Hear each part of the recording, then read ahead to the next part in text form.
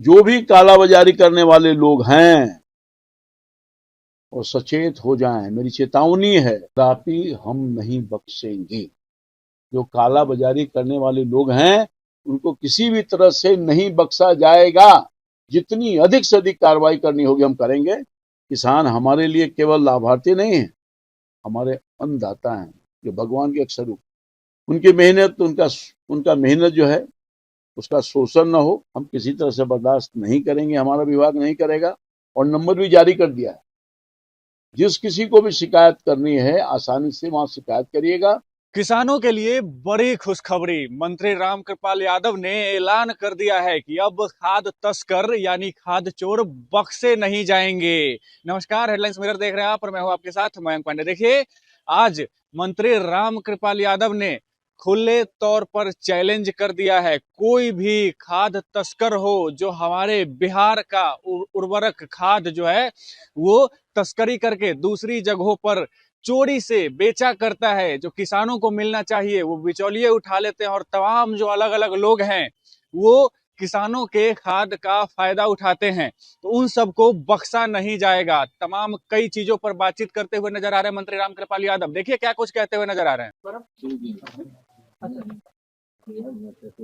हमारे साथ हमारे विभाग के प्रधान सचिव साहब भी बैठे हैं और डायरेक्टर साहब भी बैठे हैं।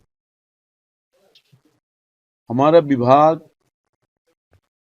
हम सब लोग इसी प्रतिबद्धता के साथ काम कर रहे हैं और हमारी सरकार की पॉलिसी है,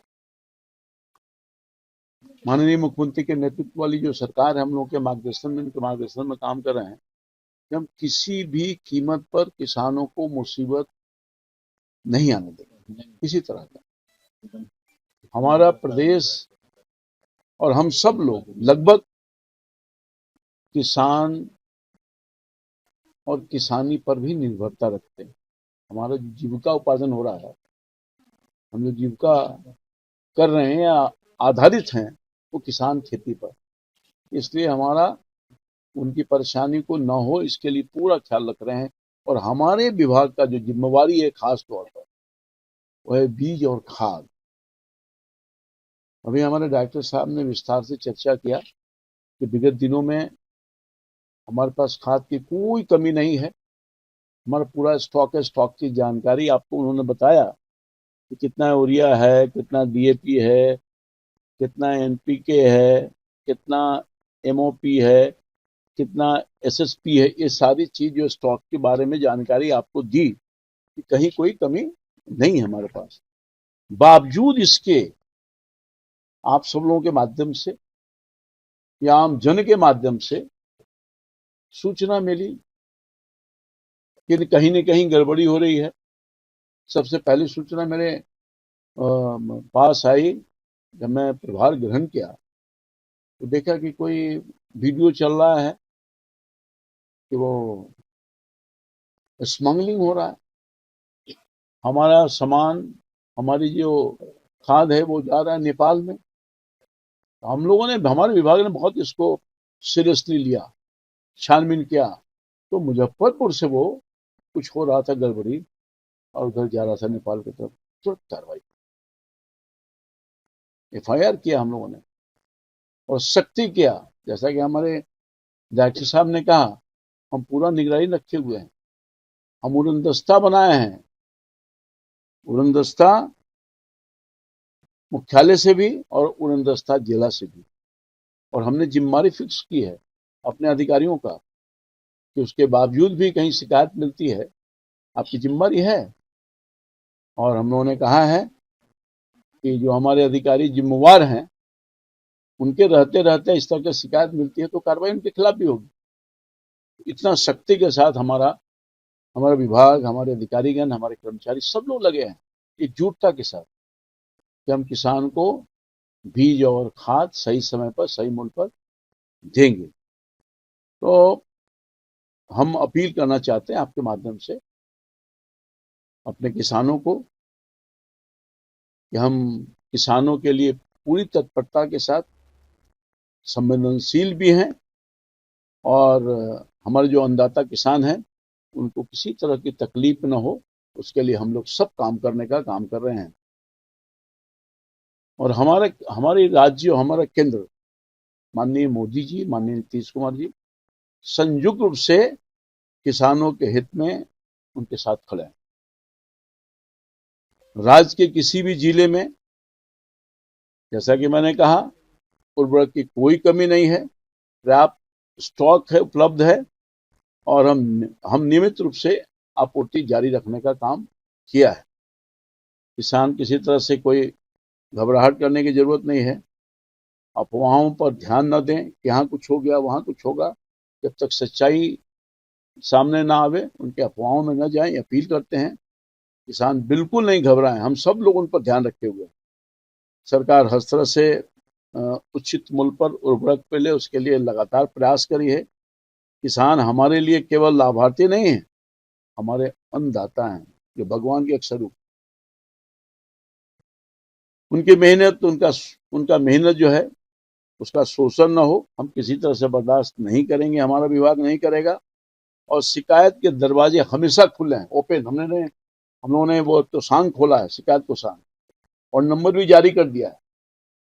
जिस किसी को भी शिकायत करनी है, आसानी से वहां शिकायत करिएगा। और हमारा पूरा विभाग हर दिन मॉनिटरिंग करने का भी काम कर रहा है। आपसे जो बैठे नहीं है, कितना रिपोर्ट शिकायत का है, क्या उस पर कार्रवाई हुई, ये सब हमारे विभाग हमारे बहुत बारीकी से इन सब चीजों को देखने का काम कर रहा है। और मैं समझता हूं कि हमने हेल्पलाइन, व्हाट्सएप जिला स्तर पर भी उपलब्ध है, शिकायत वहां कर सकते हैं। हम उसकी निगरानी कर रहे हैं और तुरंत कार्रवाई भी करने का काम कर रहे हैं।